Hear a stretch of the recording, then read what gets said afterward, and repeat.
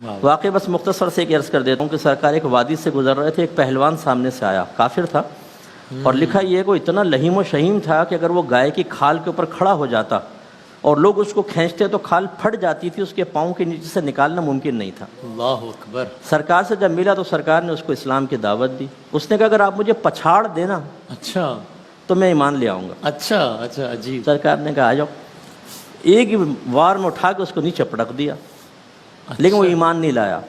اچھا پھر ایک اور تھے رکانہ رضی اللہ تعالیٰ عنہ، ان سے بھی ایسے ہی ہوا، وہ بکریاں چراتے تھے لوگوں کی، سرکار مل گئے وادی میں، کہنے لگے اگر آپ مجھے ہرا دینا میں ایک بکری دے دوں گا۔ سرکار نے ہرا دیا، ایک بکری لے لی، کہا پھر ریسلنگ ہوگی، پھر دوبارہ ہرایا، 3 بکریاں لے لیں سرکار نے۔ اب وہ کہتے ہیں میں سائڈ میں بیٹھ گیا، میں سر پکڑ کے کہ اب میں ان بکریوں کا حساب کیسے دوں گا؟ تو سرکار نے ارشاد فرمایا کہ ہم پر ایمان لاتے ہو؟ ایمان لے آئے، سرکار نے بکریاں بھی واپس فرما دی۔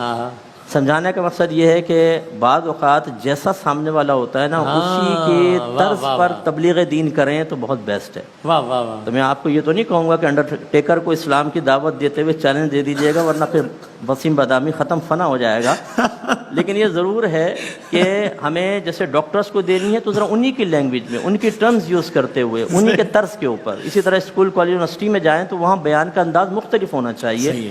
ہر جگہ ممبر نہیں چلتا ہے، ہر جگہ روڈ کے بیانات نہیں چلتے ہیں۔ آپ کو لوگوں کی ذہنی سطح کے مطابق، ان کی کیفیات، ان کی طبیعتوں کے مطابق تبلیغ کرنی ہوگی اور کامیابی ہوگی۔ ضمناً بس ایک بات عرض کرتا ہوں کہ نبی کریم صلی اللہ علیہ وسلم کو 40 مردوں کی طاقت حاصل تھی، اور وہ 40 مرد جنتی تھے، اور ایک جنتی مرد کی طاقت دنیاوی 100 مردوں کے برابر ہے۔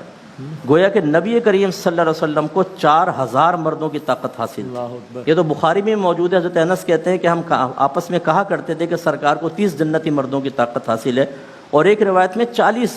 اس کا مطلب آپ غور کریں کہ اگر مشیت الہی درمیان میں نہ ہوتی تو یہ نبی کریم صلی اللہ علیہ وسلم کے لیے جہاد وغیرہ صحابہ کو یوز کرنا کوئی پرابلم نہیں تھا۔ 1000 کا لشکر جرار تھا نا، 4000 مردوں کی طاقت والا چٹان اٹھا کے یوں پھینکتا تو ہوا میں اڑ جاتے سارے کے سارے۔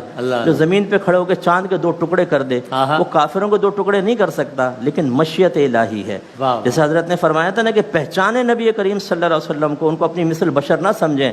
میرے آقا صلی اللہ علیہ وسلم کو اللہ نے بڑے اختیارات، بڑی طاقت اور بہت کچھ نعمتوں سے نوازا ہے۔ اظہار اس لیے نہیں کرتے کہ مشیت الہی درمیان میں آ جاتی ہے، اور اعلیٰ حضرت فرماتے ہیں کہ میدان محشر میں مشیت الہی سامنے نہیں ہوگی، سرکار کو بڑا اختیار دیا جائے گا۔ ہاں جہاں حکم الہی ہے وہ ہے، ورنہ سرکار کو بہت اختیار ہوگا، اور اظہار اختیار اس وقت دیکھیں پہ جو اعلی محبت ہیں وہ کیسے انعام پاتے ہیں۔ انشاءاللہ۔ سبحان اللہ سبحان اللہ۔